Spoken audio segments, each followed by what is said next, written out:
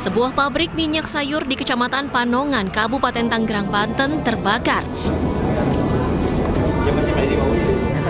Banyaknya bahan yang mudah terbakar membuat api dengan cepat membesar dan meludeskan hampir seluruh bahan baku pembuatan minyak sayur di dalam bangunan.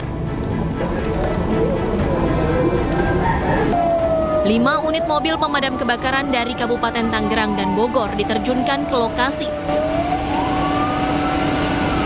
Api berhasil dipadamkan setelah 3 jam proses pemadaman. Api pertama kali muncul dari tempat produksi. Diduga penyebab kebakaran berasal dari salah satu tungku pengolahan minyak yang meledak. Industri pengolahan kopra untuk menjadi minyak. Penyebab kebakarannya tungku meledak. Meski tidak ada korban jiwa dalam peristiwa kebakaran ini, namun kerugian ditaksir mencapai ratusan juta rupiah. Sementara kasus kebakaran ditangani unit reskrim Polsek Panongan. Dari Kabupaten Tanggerang, Banten, Aimarani, iNews melaporkan. Api masih membesar, A1 ini luncurkan tangki, ini tangki. Putar, pemadam.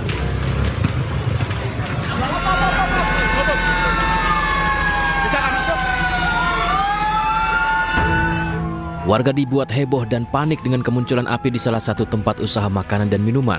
Kebakaran terjadi di Kecamatan Sungai Pinang, Samarinda, Kalimantan Timur.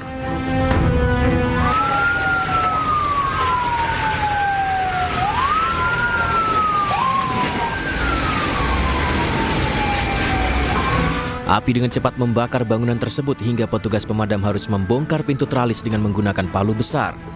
Menurut keterangan saksi mata, diduga kebakaran akibat korsleting listrik. Pasalnya, bangunan tersebut dalam keadaan kosong. Ada api di seladi, apinya ada di selalu. Dari kantor selalu, itu dari kantor korsleting listrik. Saya nggak tahu. Dari belakang atau depan, Pak? Dari depan.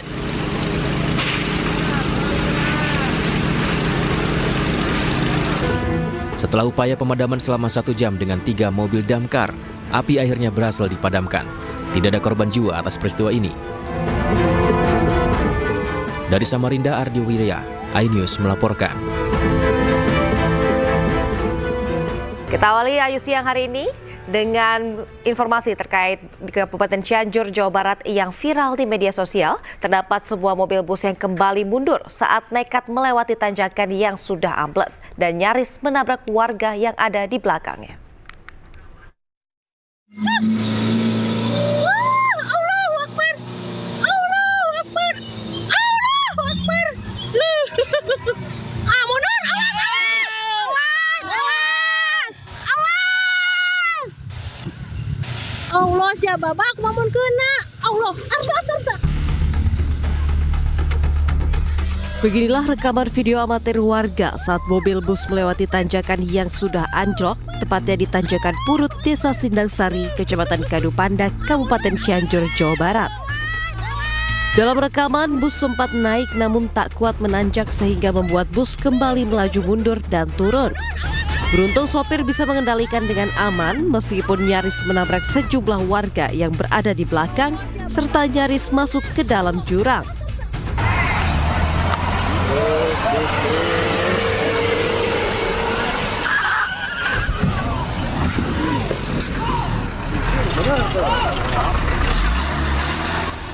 Menurut petugas kepolisian, pihaknya sudah memberikan imbauan agar jalan tersebut jangan dilewati dulu, khususnya kendaraan roda 4. Meski demikian, warga terus melewati jalan tersebut dikarenakan merupakan satu-satunya akses yang bisa dilalui.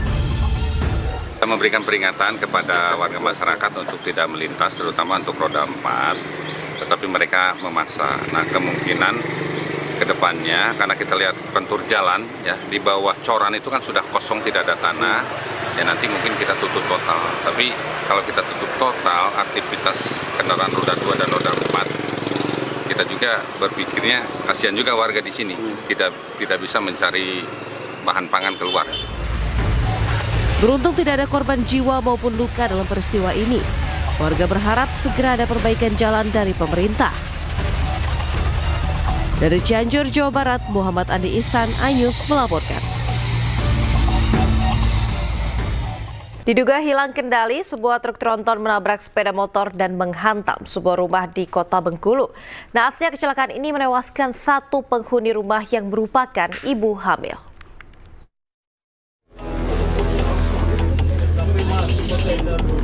Kecelakaan maut terjadi di ruas Jalan R.E. Marta Dinata, Kelurahan Muara 2, Kota Bengkulu pada Jumat malam, di mana satu unit truk tronton tiba-tiba oleng dan menabrak satu unit sepeda motor dan terus melaju hingga menghantam satu rumah.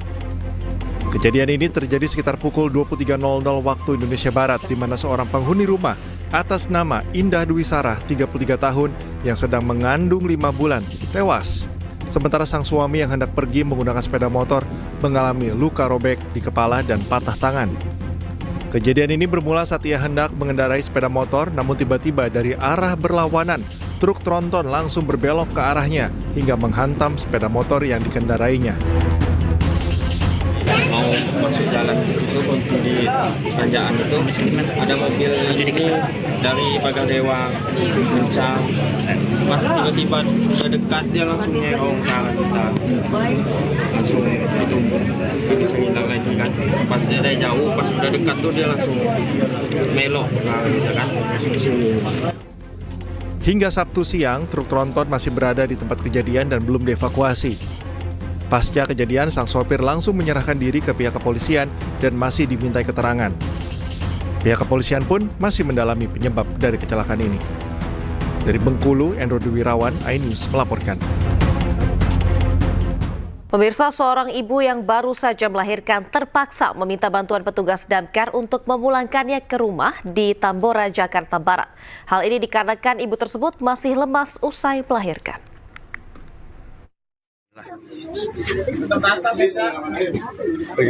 Jangan megang tengahnya ya. Kamu saya backup di belakang. Posisi lurus. Proses evakuasi seorang ibu yang baru saja melahirkan untuk pulang ke rumahnya oleh tim Damkar Jakarta Barat berjalan dramatis. Tahan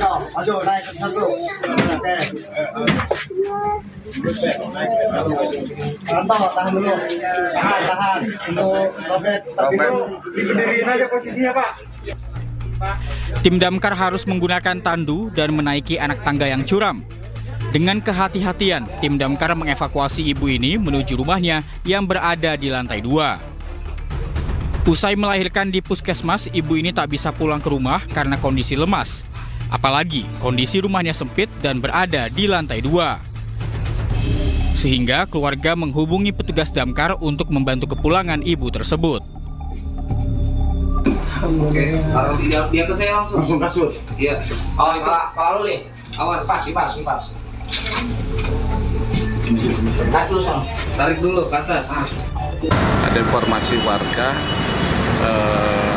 Kelurahan Tanah Sereal. Jadi ibu ini Parubaya sedang melahirkan keadaan posisi lemes, udah dirawat di puskesmas, rumah sakit puskesmas, minta pulang karena kondisi badan masih lemes dan tempat tinggalnya itu di kontrakan lantai 2, posisi tangganya curam dan sempit. Nah, karena merasa masih lemes, akhirnya telepon ke Satgas Tanah Sereal Damkar, dan Satgas menghubungi kami yang piket, langsung kita ke lokasi.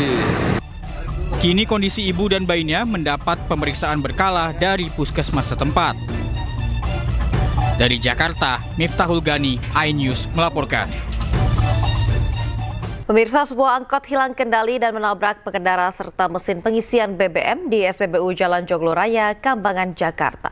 Kecelakaan terjadi diduga lantaran pengemudi yang tidak mahir mengendarai mobil.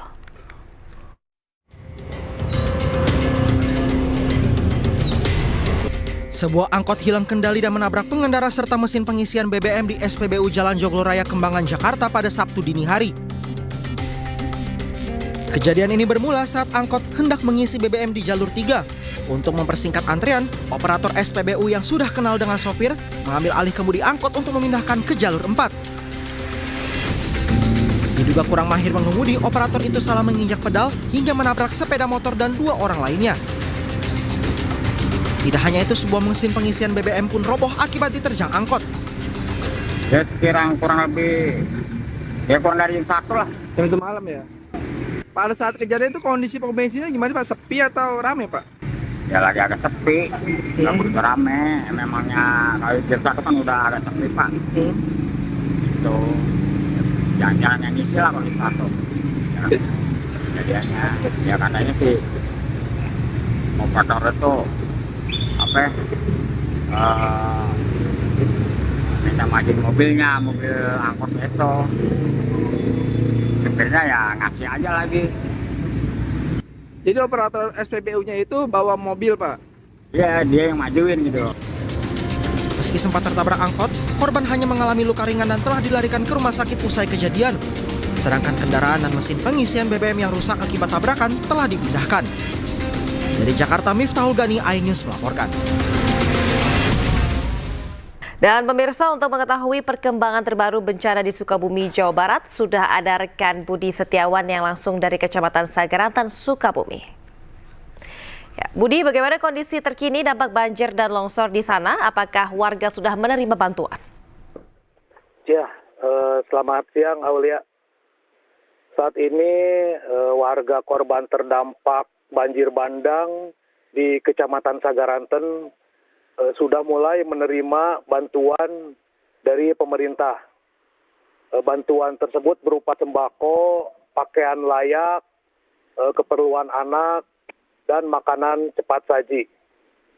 Karena makanan cepat saji ini sangat diperlukan oleh warga terdampak. Mereka sangat kesulitan untuk mendapatkan makanan karena barang-barang mereka hanyut terbawa oleh banjir yang terjadi beberapa waktu lalu, Aulia. Baik, Budi, bagaimana dengan kondisi korban di sana saat ini dan juga korban yang hilang, apakah sudah ditemukan? Ya, untuk korban sendiri saat ini, korban meninggal akibat bencana yang terjadi pada beberapa hari lalu, 9 jiwa dinyatakan meninggal dunia. Sementara 3 jiwa lainnya masih hilang. Saat ini seluruh jenazah sudah diserahkan ke pihak keluarga dan telah dimakamkan di tempat pemakaman umum setempat. Sementara itu untuk korban banjir yang ada di Desa Curug Luhur, mereka sudah mulai menempati rumah mereka masing-masing. Karena sejak kemarin pembersihan yang dibantu oleh personil Brimob dan relawan sudah sebagian selesai dibersihkan. Aulia. Baik, Budi, lalu apakah saat ini masih dilakukan pencarian untuk korban-korban yang hilang? Ya, saat ini korban hilang yang berada di Kecamatan Pabuaran dan Tegal Bulet masih terus dilakukan oleh tim SAR gabungan. Sejak pasca kejadian hari Rabu kemarin, tim SAR terus berupaya untuk melakukan pencarian terhadap 3 korban yang belum ditemukan akibat tertimbun material longsor. Baik, Budi, jika Anda lihat di lokasi Anda saat ini, apa kendala yang dirasakan atau dialami oleh tim SAR dalam melakukan evakuasi bencana di sana? Ya, tim SAR saat ini saat melakukan proses pencarian sangat kesulitan. Karena material lumpur ataupun tanah longsor lumayan cukup tebal. Dan pencarian juga di sebagian wilayah dilakukan dengan cara manual dengan menggunakan cangkul karena kendaraan berat sendiri tidak bisa masuk ke lokasi kejadian karena aksesnya yang tidak cukup untuk memungkinkan. Selain itu hujan juga kadang sering terjadi di daerah Sukabumi ini, Aulia. Baik, Budi, terima kasih atas laporan Anda. Hati-hati dan selamat bertugas kembali. Kita akan pantau bersama nanti bagaimana kondisi evakuasi korban banjir Sukabumi selanjutnya. Terima kasih. Cuaca ekstrim mengakibatkan pohon ukuran besar tumbang dan menutup akses jalan nasional di Kabupaten Pangandaran, Jawa Barat. Akibatnya arus lalu lintas dari arah Pangandaran menuju Banjar maupun sebaliknya sempat mengalami kemacetan.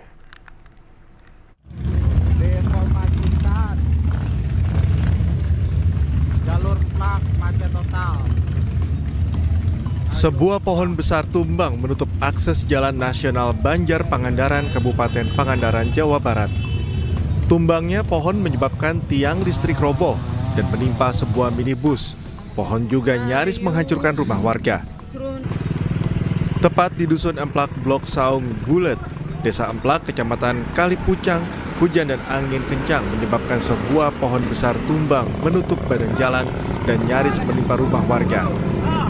Tiang listrik pun ikut roboh dan menimpa sebuah minibus. Petugas dan warga langsung berupaya mengevakuasi batang pohon. Sementara pengguna jalan terjebak kemacetan berjam-jam karena proses evakuasi. Ini berarti tadi dari Pangandaran ya? Iya. Berapa lama Kang sampai di sini tadi? Tadi saya mulai antri sekitar hampir setengah jam tadi dari sana sampai sini. Sebelumnya tahu ada apa ini macet? Oh, kurang tahu, nggak tahu ya. Dari mana mau ke mana ini? Mau ke Garut. Dan situasi kondisi bahwa pohon yang tumbang itu kondisinya masih bagus, kuat sebetulnya, tapi tumbang dari akar yang kemungkinan besar bahwa kondisi tanah kita sudah tidak kuat lagi. 1 jam kemudian, proses evakuasi pohon selesai. Arus lalu lintas pun kembali lancar. Tak ada korban jiwa dalam peristiwa ini. Dari Pangandaran, Jawa Barat, Irfan Ramdiansyah, iNews melaporkan. Pemirsa, usai dilanda banjir dan longsor, puluhan rumah warga di Cianjur, Jawa Barat rusak parah. Akibatnya puluhan kepala keluarga mengungsi ke tempat yang lebih aman. Kondisi sejumlah rumah warga saat ini roboh, bahkan nyaris rata dengan tanah. Dari data pihak desa setempat, 74 rumah warga terdampak, 29 rumah diantaranya rusak berat, 25 rumah rusak sedang, dan 20 rumah rusak ringan. Saat ini warga terdampak sudah mengungsi ke rumah sanak saudara dan kerabat, sementara yang lain mengungsi di salah satu ruko milik SPBU setempat. Diketahui sebelumnya sebanyak 18 kepala keluarga yang mengungsi berjumlah 22 orang. Di wilayah Kecamatan Tanggeng di Kabupaten Cianjur, akses jalan utama ambles 20 meter sejak hari Rabu lalu. Hingga kini petugas bersama warga masih bersihkan material longsor dengan menggunakan alat berat. Warga gotong royong menjaga lokasi yang bisa dilalui oleh sepeda motor. Warga berharap agar pemerintah bisa cepat melakukan penanganan terkait longsor agar warga bisa kembali melakukan aktivitas. Di sana ya pasti ada susulan. Berarti ada khawatir ya, juga? Iya, masih khawatir. Khawatirnya apa, Pak? Khawatirnya kalau ada hujan di sana, sudah otomatis turun air sih dari gunung. Meluap lagi? Meluap lagi. Kalau hujan berarti was-was juga? Tambah, iya. Kalau hujan tambah. Mak, kalau hujan mulai turun itu pikirannya gimana, Pak? Ya, pikir-pikirlah. Kalau sungai Perumpung itu, kalau meluap di Jalan Raja, pasti sini banjir. Ratusan rumah di Kabupaten Cilacap, Jawa Tengah terendam banjir akibat luapan Sungai Ciberem. Banjir yang menerjang 3 desa di Kecamatan Sidarja, Kabupaten Cilacap merendam 700 rumah warga. Banjir akibat Sungai Ciberem meluap setelah diguyur hujan deras selama beberapa jam. Sebagian warga mengungsi di markas Koramil Sidarja, sedangkan warga lainnya bertahan di dalam rumah. Masih tingginya curah hujan membuat warga khawatir banjir semakin bertambah tinggi.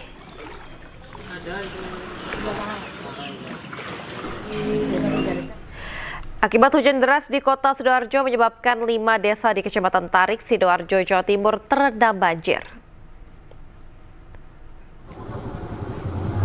5 desa di wilayah Tarik, Sidoarjo yang terdampak banjir tersebut adalah Desa Banjarwungu, Gempol Klutuk, Kemuning, Mergosari, dan juga Desa Kalimati. Sejumlah warga memilih bertahan di rumah meski kondisi sulit, sementara warga lainnya mengungsi ke rumah kerabat. Genangan air juga menutup jalan penghubung antar desa dan sejumlah lahan pertanian warga. Ada 5 desa yang masih ada genangan, dan itu pun tidak secara keseluruhan di desa itu, hanya daerah yang di sekitaran Apur, karena luapan air yang ada di Apur sehingga sampai pada permukaan. Ada kembali di Aja Siang pemirsa, mendorong kreativitas dan karya dari kaum wanita, Persatuan Istri Tentara Angkatan Darat atau Persit Kartika Chandra Kirana mengadakan gelaran bertajuk Bisa Berdaya dan Berkarya. Gelaran yang terdiri dari bazar UMKM dan peragaan busana ini diharapkan tidak hanya memperkuat peran anggota Persit sebagai istri prajurit TNI, namun juga sebagai wadah menggerakkan ekonomi UMKM daerah.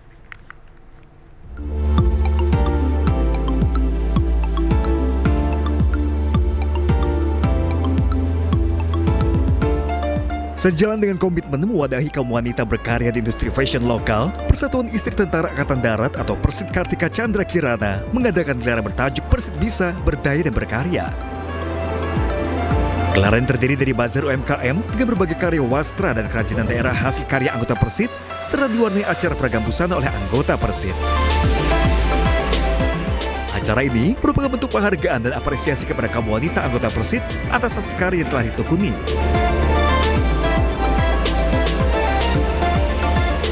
Karena di pemerintahan kita tuh selalu digaungkan untuk memakai UMKM.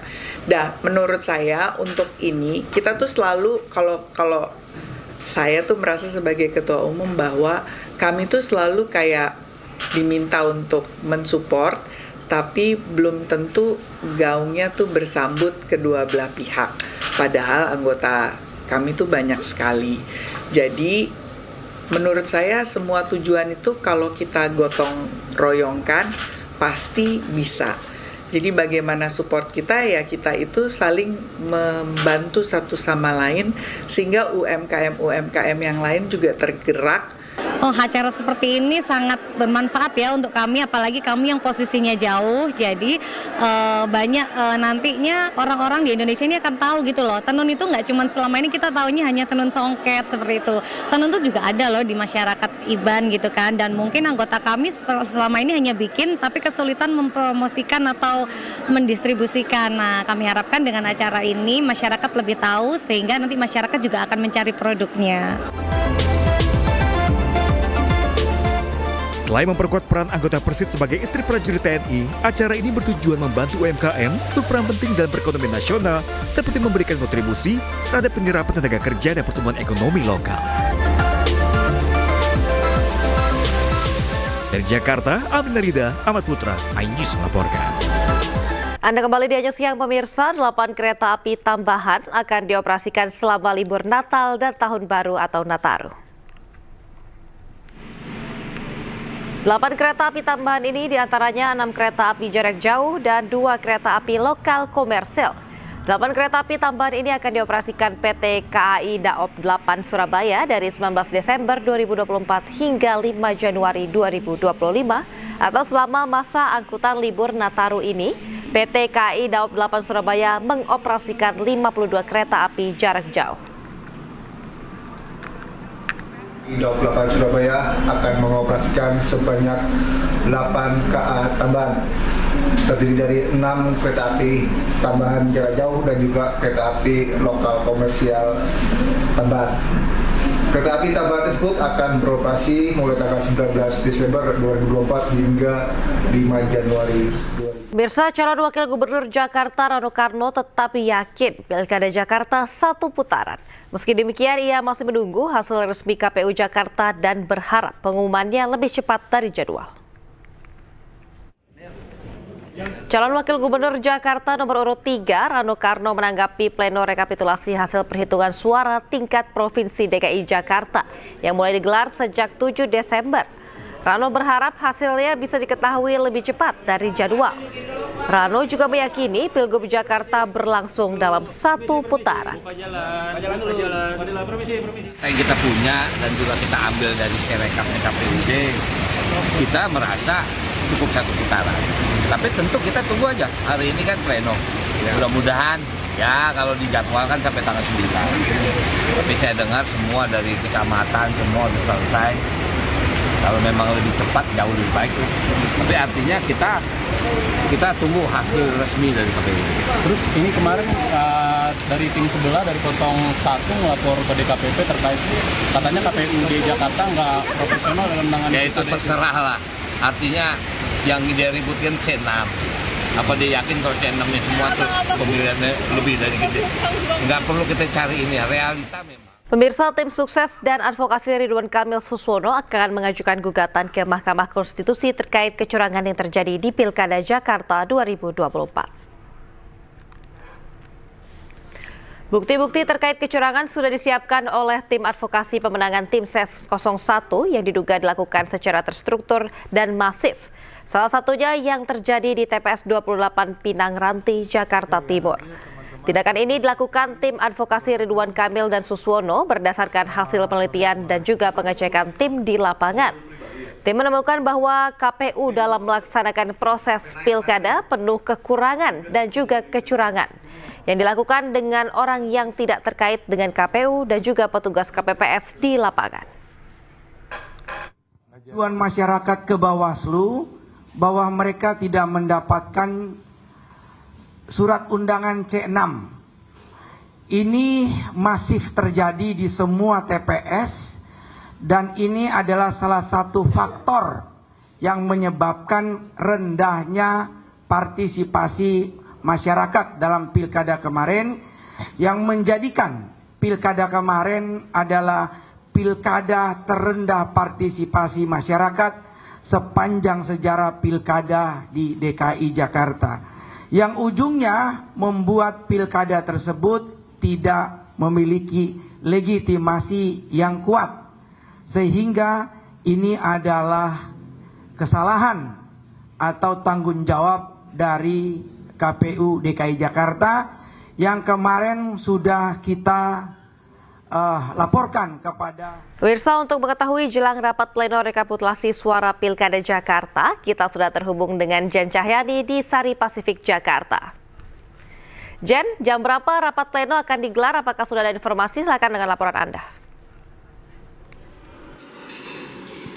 Baik Aulia dan juga pemirsa, rapat pleno atau pembacaan putusan hasil rekapitulasi suara Pilkada Jakarta 2024 ini akan dimulai atau dibacakan pada pukul 1 siang nanti waktu Indonesia Barat. Dan saat ini kami masih menunggu update terbaru setelah hari kemarin dari sore sampai malam telah dilakukan rekapitulasi suara secara manual oleh KPU DKI Jakarta bersama dengan pihak-pihak terkait seperti Bawaslu, kemudian dari saksi masing-masing pasangan calon nomor urut 1, nomor urut 2 dan juga nomor urut 3, kemudian juga dengan aparat yang menghasilkan suara yang berada di posisi pertama, yakni pasangan calon nomor urut 3 Pramono Rano 50,07%, kemudian disusul pasangan calon nomor urut 1 Ridwan Kamil Suswono dengan 39,40%, dan juga di urutan terakhir pasangan calon nomor urut 2 Dharma Kun ini dengan 10,53%. Dan nanti hasilnya secara resmi dari KPU DKI Jakarta akan dibacakan pada siang ini pukul 1 siang. Namun Aulia dan juga pemirsa, yang perlu diingat adalah saat pembacaan hasil rekapitulasi suara nanti, ini bukanlah ujung atau akhir dari pemungutan suara di Pilkada Serentak 2024, karena masih akan ada banyak proses yang harus dilalui begitu. Jadi setelah nanti dibacakan hasil rekapitulasi suara oleh KPU DKI Jakarta, kemudian diberi waktu 3 kali 24 jam atau sekitar 3 hari, di mana ini dari masing-masing pasangan calon dapat mengajukan gugatan atau perselisihan hasil pemilu ke Mahkamah Konstitusi, di mana nanti jika tidak ada gugatan yang masuk ke Mahkamah Konstitusi, maka Mahkamah Konstitusi akan mengeluarkan surat, dan juga di mana barulah KPU dapat mengumumkan secara resmi siapa pasangan calon yang resmi terpilih atau memenangkan Pilkada DKI Jakarta 2024. Namun jika tidak, seperti yang kita tahu, ada beberapa hal di mana ada pasangan calon juga yang menyatakan keberatannya dan juga akan menggugat ke Mahkamah Konstitusi, dan jika demikian maka masih ada proses yang harus dilalui sampai nantinya KPU dapat mengumumkan secara resmi siapa pasangan calon yang terpilih untuk memimpin Jakarta 5 tahun ke depan. Nanti akan kita nantikan pembacaan atau putusan rekapitulasi atau hitung suara oleh KPU DKI Jakarta di Hotel Sari Pasifik. Aulia. Baik, terima kasih Jan Cahyani atas laporan Anda dari Sari Pasifik, Jakarta. Kami akan kawal terus bagaimana rapat pleno akan dilangsungkan siang nanti. Terima kasih. Pemirsa, menjelang rekapitulasi suara, Komisi Pemilihan Umum Jawa Barat akan menggelar penghitungan suara tingkat Jabar pada pukul 13.00 waktu Indonesia Barat. Dari hasil pleno rekapitulasi pada Sabtu kemarin, ada 4 daerah yang melakukan ke Mahkamah Konstitusi terkait hasil perhitungan suara. Komisi Pemilihan Umum Jawa Barat akan menggelar rekapitulasi suara tingkat Jawa Barat pada pukul 13.00 waktu Indonesia Barat. Dari hasil rapat pleno pada Sabtu kemarin, ada 4 daerah yang melakukan gugatan ke Mahkamah Konstitusi terkait pilkada kota kabupaten. 4 daerah tersebut diantaranya Kabupaten Subang, Kabupaten Bandung Barat, dan Kota Depok, dan juga Pangandaran.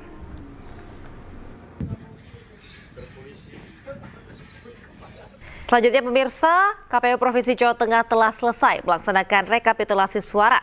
Pasangan calon gubernur dan wakil gubernur Ahmad Lutfi dan Taj Yassin unggul. Rapat dihadiri oleh KPU tingkat kabupaten, kota, Bawaslu, dan penjabat Forkopimda Provinsi Jawa Tengah. Dari hasil rekapitulasi suara tingkat kabupaten kota yang telah dilaksanakan, pasangan calon gubernur dan wakil gubernur Jawa Tengah nomor urut 2, Ahmad Lutfi dan Taj Yassin, unggul di Jawa Tengah dengan memperoleh 59,13%. Sementara pasangan calon gubernur dan wakil gubernur Jawa Tengah nomor urut 1, Andika Perkasa dan Hendar Prihadi, memperoleh 40,85% suara.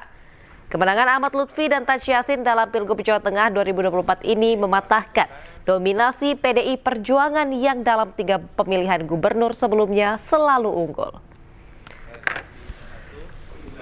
Kami telah menetapkan hasil rekapitulasi dan perolehan suara untuk pemilihan gubernur dan wakil gubernur Jawa Tengah tahun 2024 seperti yang kita ikuti tadi, bahwa kemudian suara terbanyak diperoleh oleh pasangan calon nomor 2, sehingga ini menjadi bagian yang kemudian kami tuangkan di dalam keputusan.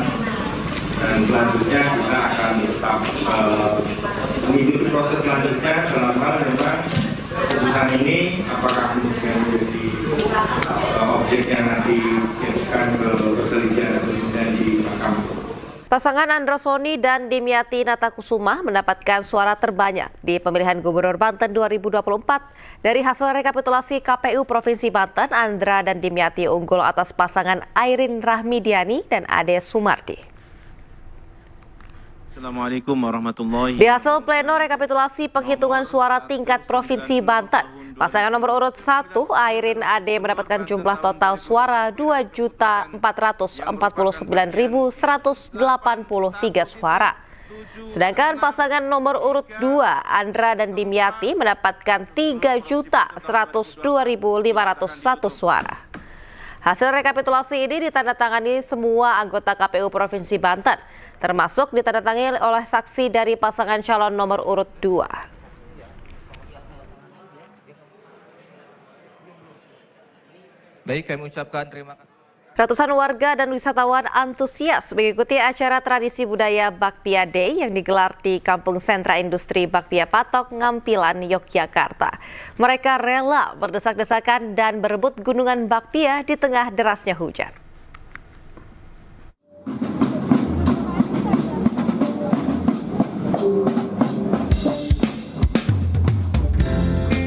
Hujan deras yang mengguyur kota Yogyakarta tak menyurutkan warga untuk menggelar acara tradisi budaya Bakpia Day atau Hari Bakpia di Kampung Sentra Industri Bakpia Patok, Ngampilan, Yogyakarta. Meski dengan kondisi basah kuyup akibat hujan deras, pasukan Blegodo yang mengawal arak-arakan 2 buah gunungan berisi ribuan butir bakpia ini tetap semangat dan berbaris rapi. Oh, jangan dilempar ya. Kalau nggak usah dilempar, mengambil secukupnya. Sesampainya di lokasi acara, ratusan warga dan wisatawan langsung berebut 2 buah gunungan bakpia setinggi 160 cm dan diameter 100 cm. Dalam hitungan menit, gunungan bakpia ini pun langsung ludes diambil warga. Gimana, Bu?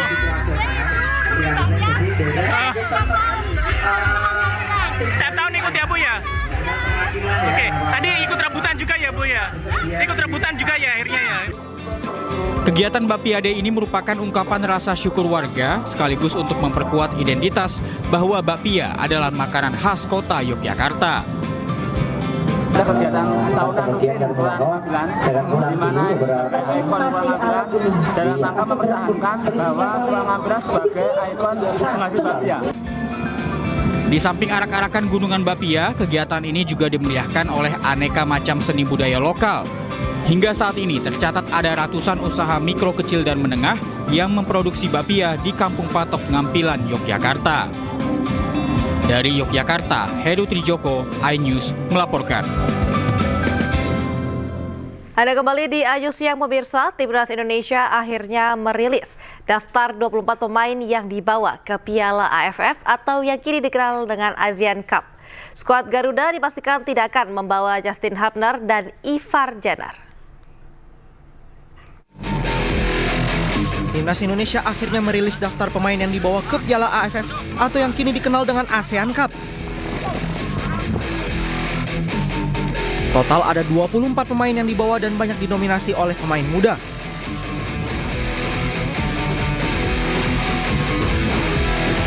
Namun beberapa langganan Timnas Indonesia senior juga dibawa. Nama-nama seperti Muhammad Ferrari, Asnawi Mangku Alam hingga Pratama Arhan diikutsertakan dalam skuad kali ini.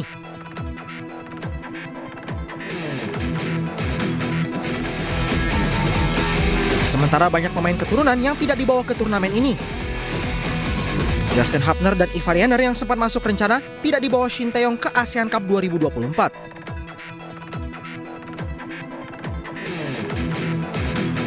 Hanya ada Rafael Strijk yang masuk dalam skuad. Karena turnamen ini tidak masuk kalender FIFA, maka banyak dari klub yang enggan melepas para pemain keturunan.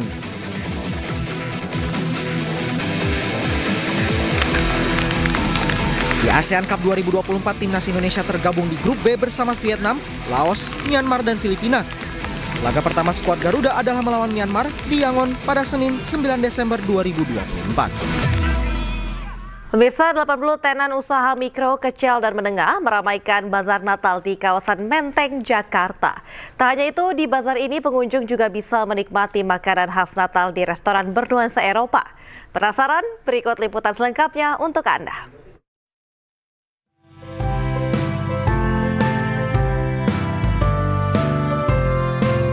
Menyambut perayaan Natal tahun 2024, Pasar Keliling bersama Tugu Kunskring Palais menggelar bazar bertema Colorful Christmas di kawasan Menteng, Jakarta. Acara yang digelar gratis mulai dari 7 hingga 8 Desember ini menyajikan puluhan tenan UMKM mulai dari makanan, minuman, pakaian hingga pernak-pernik. Di sini semua ada sekitar 80 tenan artisan UMKM Indonesia. Dari mulai handicraft, kemudian ada fashion, ada jewelry, ada F&B juga. Ada pakaian juga ada di situ, terus ada pernak-pernik Natal buat nanti kita bisa kasih souvenir juga buat keluarga. Misalnya ada acara cross kado, itu bisa juga menjadi barang untuk yang kita tukar nantinya di perayaan Natal itu.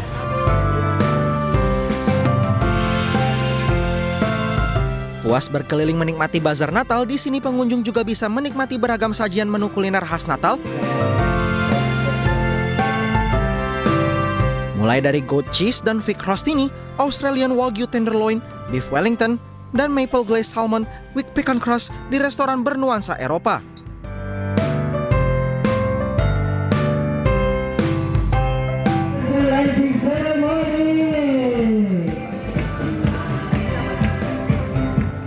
Tidak hanya itu, bazar yang dibuka dari jam 8 pagi hingga 8 malam ini juga dimeriahkan dengan beragam acara seperti musik, Christmas choir, hingga Christmas tree lighting ceremony.